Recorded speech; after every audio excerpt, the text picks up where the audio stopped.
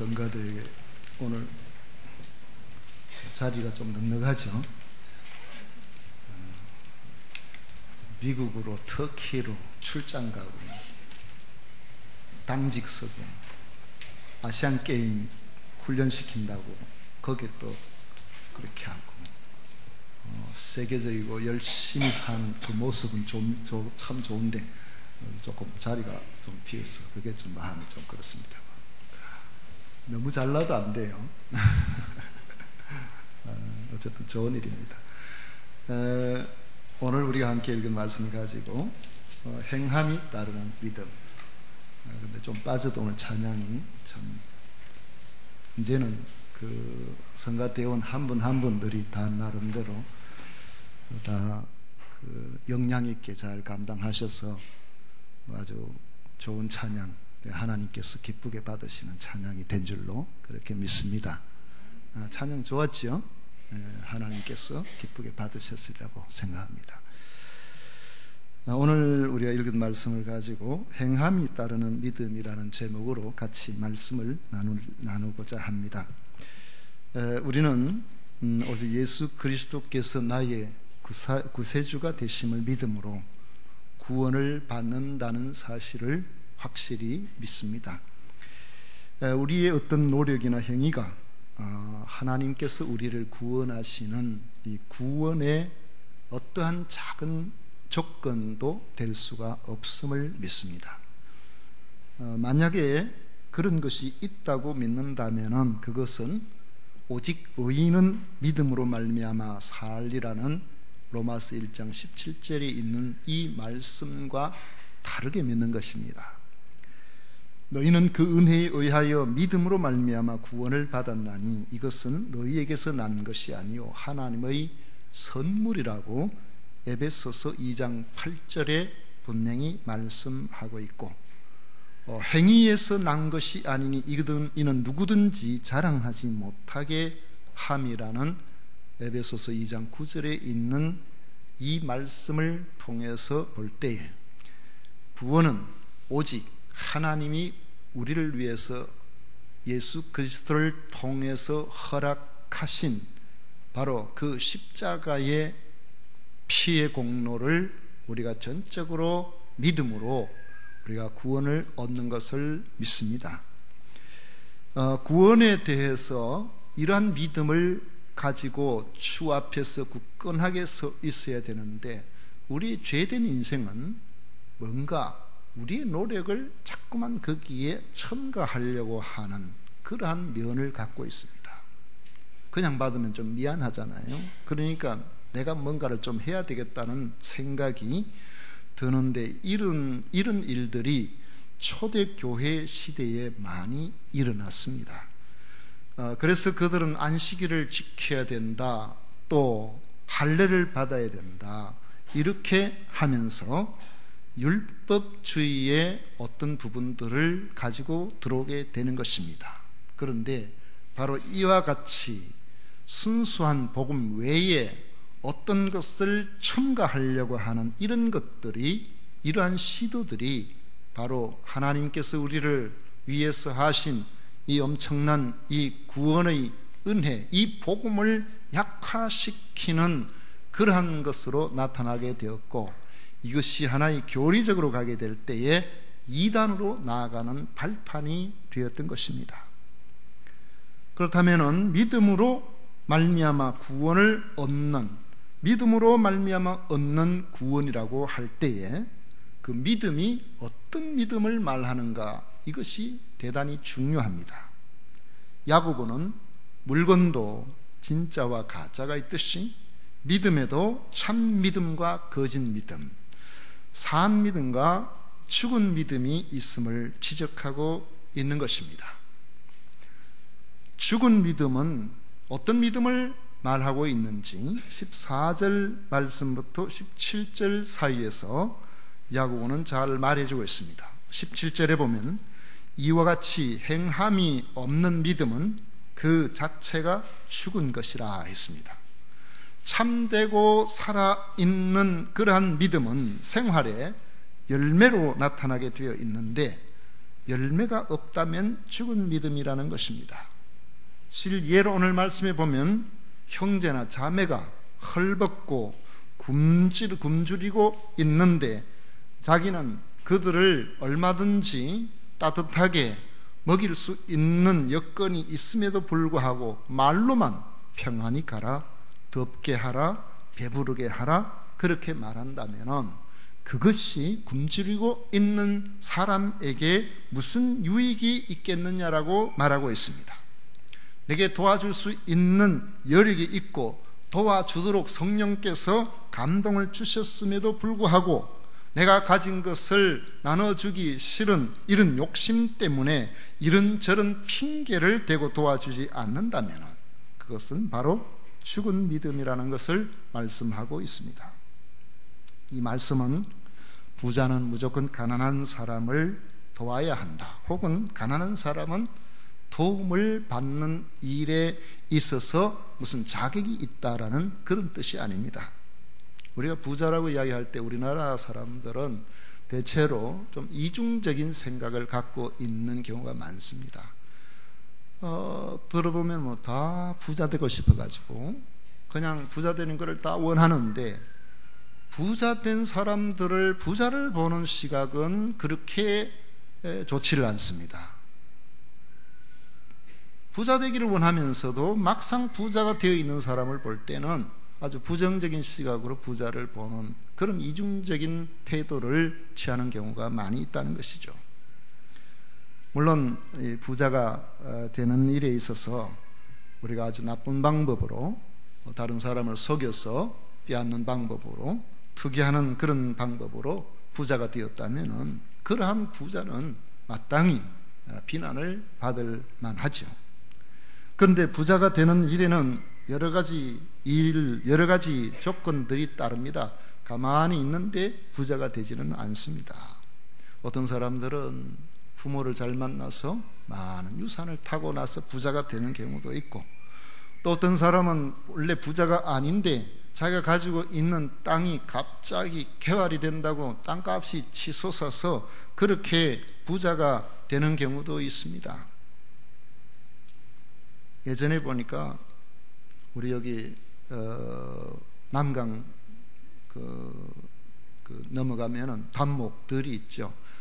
사람들은 처음 보면은 저 거기에서 쑥 내려오면은 비닐하우스가 쫙 되어 있으니까 꼭 무슨 바다 같다 그렇게 표현하는 분도 있습니다만은, 요즘은 그렇지 않지만은 예전에는 한 20여 년, 25년 전에 이 단목들의 하우스 농사 짓는 사람들은 부자가 참 많았다고 합니다. 그 당시에 작물값이 참 좋고 기름값은 사고 이래가지고, 그러니까 하우스 농사 몇 년 지으면은 그때 특히 이쪽에 이 송백 쪽이나 이런데 고추 농사 짓는 그런 분들 이야기를 들어보니까 1년에 고추 농사 한번 지으면은 공무원들 50년 월급 받는 거하고 비슷할 정도로 그렇게 돈을 많이 벌었다는 거예요. 갑자기 부자가 되어나니까 그만 사람들 보이는 것이 없이 말이나 행동이나 이런 데 대해서 굉장히 좀 교만해 보이는 그런 면들을 많이 가지고 있었다는 이야기도 제가 들은 적이 있습니다만은, 어떤 시대를 잘 만나서 이렇게 부자가 되는 경우도 있습니다. 그런데 우리가 부유하게 되고자 할 때에 긍정적인 면으로 접근해 본다면, 어떤 사람들은 돈 버는 지혜가 눈에 훤하게 이렇게 보이는 사람들이 있다고 그래요. 여기는 이렇게 하면 뭐가 되겠구나. 이렇게 투자를 하면 되겠구나. 거의 그렇게 돈 버는 탁월한 어떤 지혜를 가진 사람이 있다는 것입니다. 어떤 사람은 꼭 안 되는 것만 하는 사람이 있는데, 어떤 사람은 되는 것만 하는 사람이 있어요. 농사를 지어도 어떤 사람은 꼭 올해 뭘 해가지고 그 작물에 크게 이렇게 잘 됐더라, 좋은 값을 받았더라, 그러면은 그 다음 해는 그거는 농사 짓는 작물 들어갈 사람들이 많기 때문에 그거 해가지고는 그 다음에는 별로 재미없겠다 생각하고 다른 걸 하는데, 그 다음에 꼭 그걸 해가지고 가격이 폭락돼서 고생들을 하고 또 제대로 인건비도 못 나오는 이런 경우를 갖고 있는데, 어떤 사람들은 보는 눈이 다르다 그래요.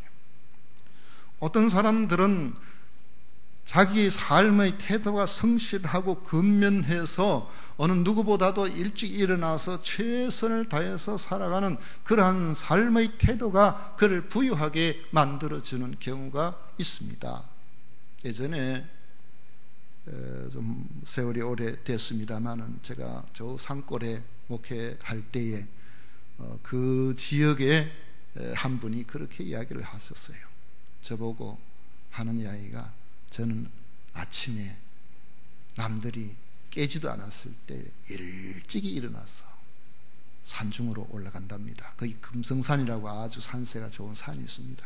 거기 가서 뭐 하시냐고 하니까, 소나무에 그 밑에 깔비 있잖아요. 낙엽이 떨어져 가지고 오래된 거 썩은 거, 그걸 겨울 내 그걸 모은대요. 그걸 모아서 뭘 하느냐 그러니까, 그게 참 걸음에 좋은데 약초 재배를 하는데, 겨울 동안 모아서 그걸 띄어 가지고는 작약 심어놓고 그 위에 전부 담요처럼 쫙 깔아 놓는 겁니다.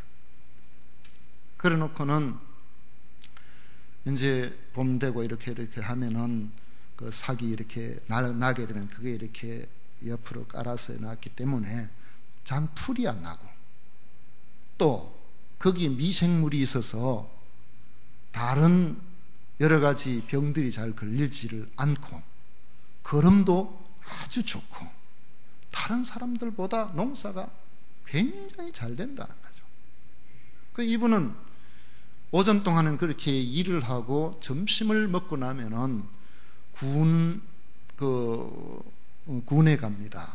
군에 옷을 딱 깨끗하게 갈아입고 가서 거기에 공무원들 만나서 새로운 정보도 얻고, 여러 가지 작물에 이런저런 팔로 이야기도 좀 들어보고, 새로 나온 정보는 없는가. 그러니까 주변 사람들, 저 사람은 농사 짓는 사람이 어떻게 돼가지고 맨날 군에나 돌아다니고 어디 바깥에는 돌아다니고 저래가지고 무슨 농사를 짓느냐고 그렇게 이야기를 하는데, 이분이 저보고 그래요. 한번 제 손을 한번 보십시오.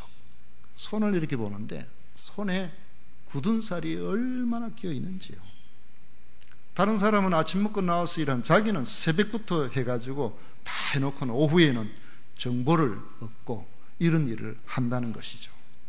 결과는 이분이 농사를 월등히 더 잘 짓고 시세를 훨씬 더 잘 알고 그렇게 한다는 것입니다. 일을 하는 데 있어서 이렇게 성실하고 근면하면 그렇지 않은 사람 비해서 살아갈 그 모든 경제적인 여유가 훨씬 더 있을 것입니다. 뿐만 아니라 무조건 모은다고만 되는 것이 아니라 정말로 투자할 때는 투자하고 절약하고 할 때는 절약하고 이렇게 해 나가는 그러한 사람들이 훨씬 생활에 여유가 있을 것은 틀림없습니다.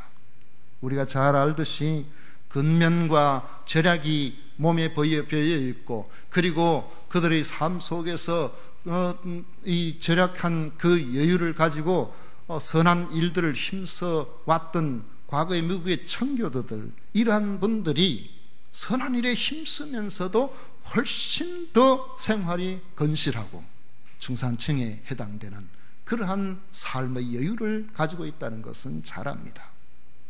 근검절약하고 열심히 일하고 나름대로 지혜를 가지고 이렇게 부자가 된다고 할 때에 우리가 그 사람들을 왜 비난하겠습니까?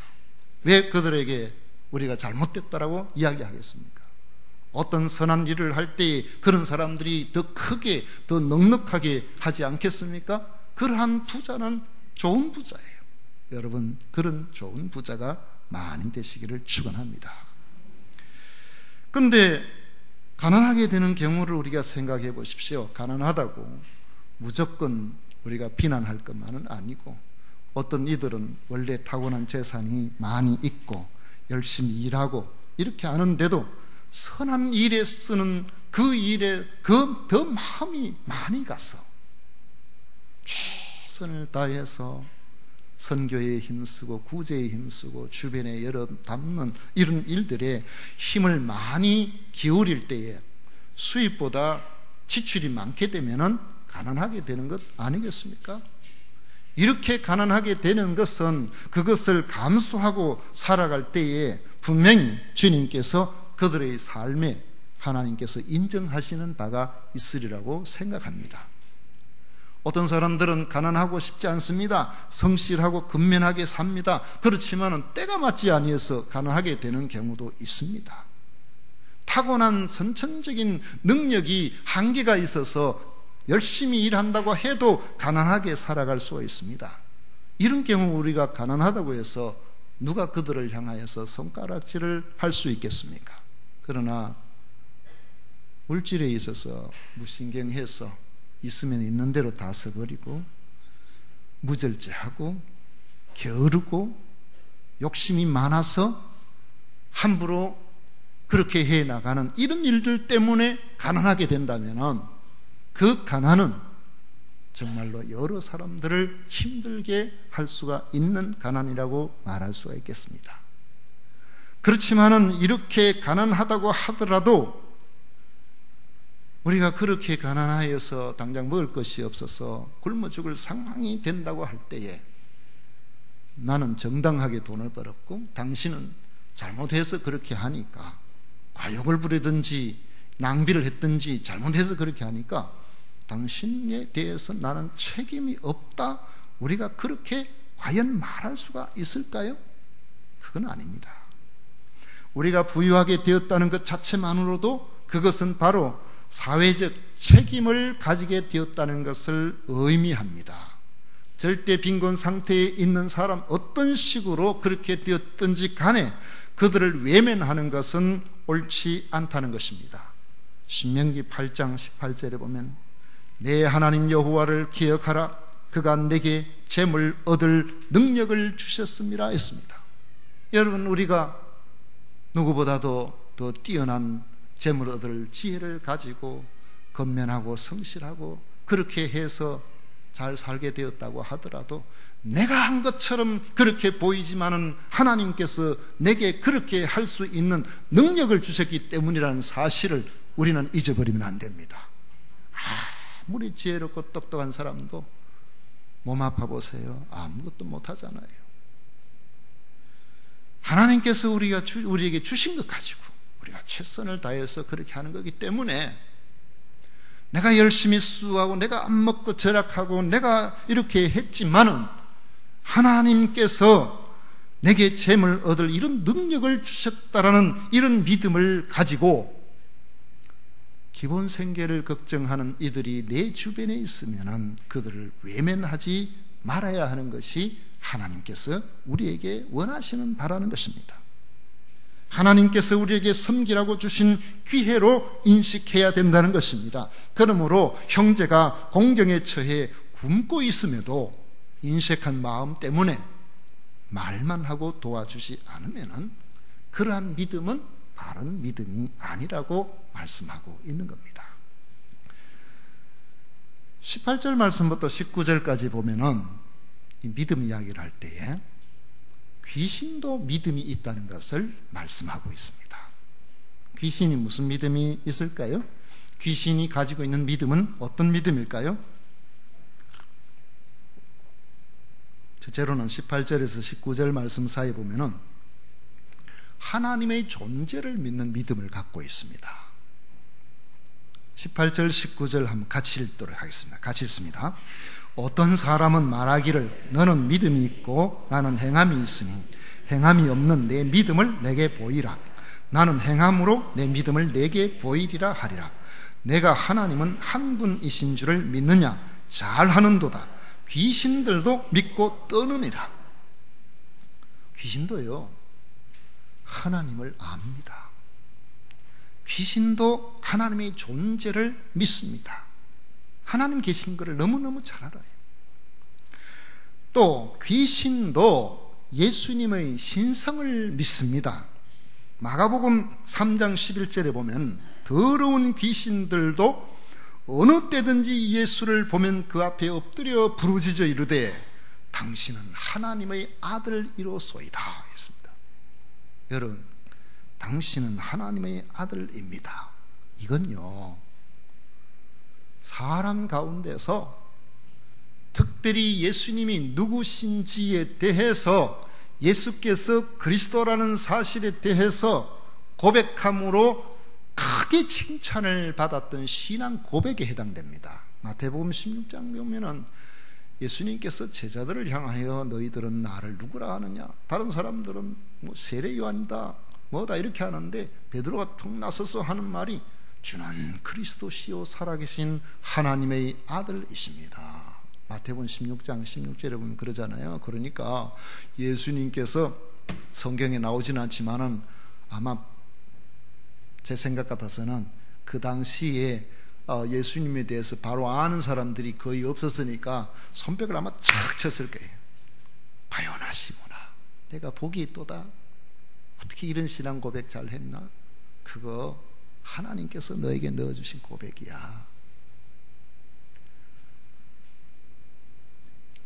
예수님께서 자신을 하나님의 아들이라고 알아보고 고백하는 이에게 그렇게 칭찬을 하셨는데, 귀신도 예수님이 하나님의 아들이라는 사실을 알고 있어요. 더러운 귀신들도 그랬습니다. 특정 귀신이 아니고 어느 때든지 예수를 보면 그 앞에 엎드려 부르짖어 이르되 당신은 하나님의 아들입니다. 귀신은요, 지옥이 있음을 믿습니다. 누가복음 8장 31절에 보면 무저갱으로 들어가라 하지 마시기를 강구하더니 했습니다.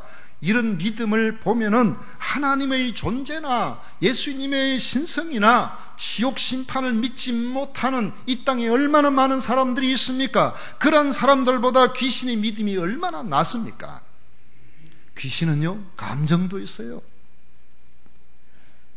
예수님께서 귀신에게 지옥에 보낼까 싶어서 예수님 앞에서 그들은 두려워서 벌벌 떨었습니다.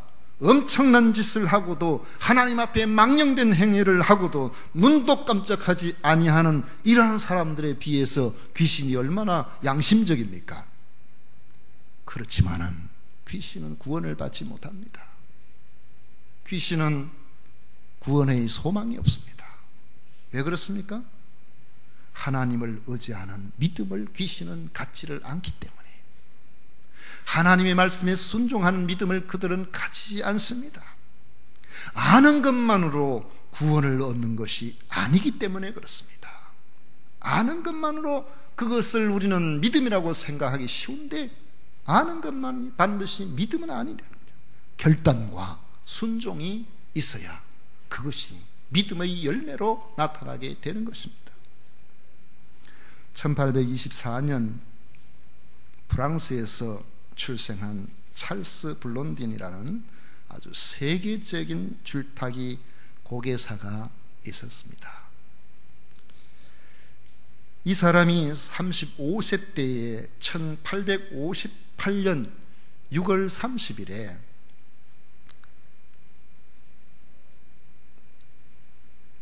나이아가라 폭포 여러분 아시잖아요. 저도 꼭 한번 가보고 싶습니다. 나이아가라 폭포, 거기에 폭포 높이가 48m라 그러는데, 높이만 가지고 한다면 48m도 높지만은 그 넓이에 그 엄청난 물이 떨어지는 그러한 여러분 가보신 분도 이 중에 계실 것이고, 그 사진으로 보신 분도 있을 것이고, 동영상으로나 TV나 이런 데 나오는 것도 여러분들 아마 보셨겠습니다만은, 그 밑에 배 타고 우이 있고 폭포 밑으로 가까이 접근하는 것을 보니까, 이야, 저기 정말 한번 가봐야 되겠다. 그 스케일에 압도가 됩니다. 그 웅장함이. 엄청난 물줄기가 굉음과 물보라를 일으키면서 쏟아지는 그 나이아가라 폭포 위에서 높이 50m, 길이 1220m인 밧줄 하나를 매에 달아놓고 건너가는 쇼를 하게 된 것이죠. 당시에 그것이 얼마나 대단한 이벤트였는지 토론토에서 버팔로까지 특별 열차가 운행되어서 관람객을 운송하기까지 할 정도였다고 합니다. 요즘은 위험한 이러한 고개를 할 때는 항상 안전장치를 합니다. 몸에다가 뭔가 하나 매가지고, 안전줄을 매가지고 그 줄에 달아놨죠. 이동하는 게 따라옵니다. 미끄러져서 떨어지면 그래도 추락하지 않도록 그렇게 하죠. 그런데 그런 것조차도 하지 않고 달랑 길이 11m, 무게 18kg 나가는 장대 하나 의지해서 이쪽에서 저쪽까지 그냥 걸어가는 거죠.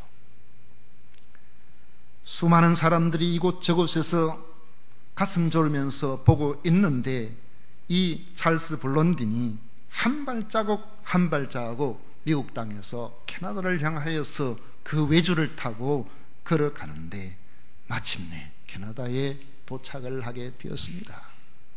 보고 있는 사람, 가슴을 졸이던 사람들이 우리와 같은 함성과 박수로서 그를 축하하고 대단하다고 그렇게 했습니다. 그럴 때에 블론딘이 군중들을 향해서 외쳤습니다. 여러분, 제가 제 등에다가 한 사람을 업고 이 캐나다에서 미국으로 다시 건너갈 수 있는 줄 여러분들은 믿으십니까? 하나같이 예, 그렇습니다, 믿습니다. 저분이 그렇게 이야기할 때는 얼마든지 그를 자신이 있으니까 그렇게 이야기하지 않겠어요? 그걸 보고 있던 다 하나같이 앉은 사람은 예스, 완전히 그냥 그렇게 될 거라고 생각을 했는데, 그러니까 블론딘이 하는 말이 여러분 누구든지 앞으로 나오십시오. 제가 업고 건너겠습니다. 갑자기 조용해졌어요. 한 사람도 블론딘에게 업해서 다시 건너려고 생각을 안 한 거예요. 아무도 나오는 사람이 없는 거죠. 다 믿겠다고 했는데, 다 믿는다고 했는데 막상 건너가려고 하니까 거기에 자원자가 없었습니다. 만약에 블론딘이 저를 보고서 당신 나한테 한번 업혀보지 않겠느냐고, 나한테 업히면은 졸지에 같이 유명인사가 될 텐데 한번 업혀보지 않겠느냐고 그러면은 저는 no, 절대로 안 업힙니다. 왜요? 그 사람 실수할 사람이잖아요. 실수할 수 있잖아요. 제가 그 사람 어찌 믿습니까? 100번을 했다 해도 이번에 가다가 그렇게 될지 누가 압니까? 여러분, 믿는다고 하더라도요, 말로는 믿는다고 하지만 사실은 그것을 받아들이기가 쉽지 않습니다. 그런데 직업적으로 서로 연결이 되어 있으면 문제가 좀 달라집니다. 아무도 그걸 자기한테 업히지 않는다고 하니까 블론딘이 자기 매니저한테 돌아오면서 물었어요. 당신은 내가 저기까지 당신 업고 가는 걸 가도 안전하게 갈 거라고 믿느냐? 그러니까 믿는다 그랬어요. 어떻게 해야 됩니까? 업혀야지 뭐. 안 업히겠다고 말을 못 하니까 내가 업히겠습니다. 그래가지고 그걸 업고 다시 이쪽에서 저쪽으로 건너갔다 그래요. 안전하게 건너갔다 그래요. 아마 건너가고 난 이후에 내가 매니저 그만하든지 해야 되지 이런 생각을 하지는 않았는지 모르겠습니다만은, 참 믿음이라는 것은 우리가 단순히 알거나 인정하는 것을 넘어서요, 그리스도께 내 자신을 맡겨드리고 내 자신을 바쳐드리고 내 자신을 순종하는 믿음입니다. 이런 결단이 없는 믿음은 귀신이 가진 믿음과 별로 다를 바가 없어요. 머리로는 아는 것처럼 보여도 네가 나를 따라오겠냐? 예, 따라와라. 좀 생각해보고요. 그런 믿음으로는 안 된다는 것이죠. 행함이 있는 믿음이라는 것은 우리가 믿는 그 믿음대로 순종하고 믿는 대로 의탁하고 믿는 대로 우리의 믿음을 드러낼 수 있는 그 믿음을 가지고 말하고 있는 겁니다. 마지막으로 산 믿음에 대해서 생각해 보십시오. 산 믿음은 어떤 믿음입니까? 20절에서 26절 사이를 보면은 두 가지 예를 듭니다. 첫째로는 아브라함과 같은 믿음, 둘째는 라합과 같은 믿음입니다. 아브라함의 믿음은 창세기 15장에 후손에 대한 약속을 말하고 있는데, 하나님께서 아브라함에게 아브라함아, 밤에 너 나 따라와봐. 캄캄한 밤에 하늘을 한번 올려다 쳐다봐라. 뭐가 보이냐? 수많은 별들이 하늘에서 반짝이고 있습니다. 너 지금 비록 자식이 없지만은 앞으로 네 몸에서 날 자들로 저 하늘의 별처럼 되도록 내가 하겠다. 아브라함이 아멘 했어요. 믿습니다. 하나님이 하신다면 그렇게 될 줄로 믿습니다. 그러니까 하나님께서 그 믿음을 의로 여기셨다라고 그렇게 말씀하고 있습니다. 그런데 그 믿음이 진짜 믿음인지 가짜 믿음인지는 테스트 해보면 압니다. 하나님께서 아브라함에게 아브라함아, 너 아들 이제 하나 있지? 예, 있습니다. 하나님 주신 그 아들요. 그 아들을 내게 제물로 바쳐라. 저 모리아산에 가서 제물로 바치는 것이 뭔지를 알지? 예, 죽여서 각을 떠서 그렇게 드리는 겁니다. 더 그래라. 예. 아브라함에게서 두 말이 없어요. 아브라함이 생각해 보면은 우리 생각에도 마찬가지 않습니까? 하나님이 아들 주셨고 그 아들을 통해서 앞으로 하늘의 별과 같이 그렇게 많게 해주겠다고 약속을 하셨는데, 그 아들을 바치면, 그 아들을 죽여버리면 어떻게 됩니까? 상식에 맞지 않고 이성에 맞지 않잖아요. 논리적으로도 안 맞는 일이잖아요. 하나님 되심에도 우리가 생각해 보면 하나님이 어떻게 이렇게 잔인하실 수가 있나? 그것도 안 맞지 않습니까? 그런데 아브라함은 두 말 하지 아니하고 그 마음에 범민도 많았을 겁니다. 그러나 그는 하나님의 말씀을 따라서 그 아들을 바치려고 행동했습니다. 어떤 가식도 없었습니다. 하나님께서 아브라함의 믿음을 보시고 알았다, 됐다. 네 믿음이 참 믿음. 하나님의 약속은 아브라함에게 있어서 이삭이라는 그 아들이 나기 전이나 그 아들이 태어나고 난 이후나, 심지어는 그 아들을 죽게 하고 난 이후라도 하나님이 약속하셨기 때문에 그 약속은 이루어질 것입니다. 그게 아브라함의 믿음이에요. 사람의 생각 같으면 안 되죠. 하나님 주신 그 아들, 그 약속해 주신 그 아들 죽이고 나면 어떻게 이루어집니까? 안 되잖아요. 그런데 사람으로는 할 수 없지만은 하나님은 하실 수가 있기 때문에 아들이 없을 때도 믿었고 있을 때도 믿고 그 아들을 하나님 앞에 바치고 난 이후라도 하나님이 하실 수 있다는 믿음이 있어야만 바칠 수가 있는 거죠. 절대적인 이런 믿음을 보고 하나님의 그 약속을 믿기 때문에 순종할 수가 있었던 것입니다. 라합은 어떻습니까? 하나님에 대한 소문을 들었습니다. 여리고에 살고 있는 라합이 하나님의 소문을 들었어요.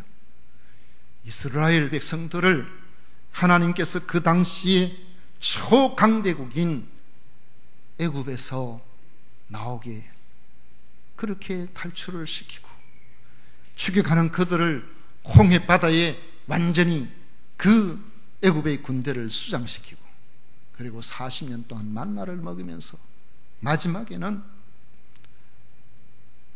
그 요단강 건너편에 있는 두 족속을 완전히 그냥 제압을 해버리고 이제는 그 요단강을 건너서 가나안 땅으로 곧바로 들어오려고 지금 계획하고 있다는 그러한 소문을 여리고 있는 모든 사람들이 다 듣고 알고 있었습니다. 라합도 알고 있었어요. 여호수아 2장 8절 이하의 말씀을 여러분 들어보십시오. 또 그들이 눕기 전에 라합이 지붕에 올라가서 그들에게 이르러 말하되 여호와께서 이 땅을 너희에게 주신 줄을 내가 아노라. 우리가 너희를 심히 두려워하여 이 땅 주민들이 다 너희 앞에서 간담이 녹나니 이는 너희가 애굽에서 나올 때에 여호와께서 너희 앞에서 홍해 물을 마르게 하신 일과 너희가 요단 저쪽에 있는 아모리 사람의 두 왕 시온과 옥에게 행한 일 곧 그들을 전멸시킨 일을 우리가 들었노라. 우리는 전부 다 간담이 녹아서 이제 끝장이다. 저 사람들 들어오면 우리는 다 죽었다. 다 똑같이 그렇게 생각을 한 겁니다. 그런데 정탐꾼 두 사람이 여리고에 들어왔을 때에 정탐꾼 두 사람을 대하는 행동은 다르게 나타났습니다. 저를 통해서 하나님이 하시는 일이기 때문에 저를 통해서 우리가 살아야 되겠다는 믿음을 갖고 있는 이들이 있었고, 그런 믿음을 가지고 있었던 라합은 하나님을 믿고 목숨을 걸고 그들을 숨겨주었습니다. 하나님을 거역하고는 살 길이 없고 하나님께 의탁하면 자신과 가족이 살 수 있다는 사실을 알았기 때문에 그렇습니다. 그는 행동으로 그 믿음을 증명했습니다. 그는 마침내 구원을 받았습니다. 이스라엘 백성의 중요한 계보를 잇는 그런 사람이 되었습니다.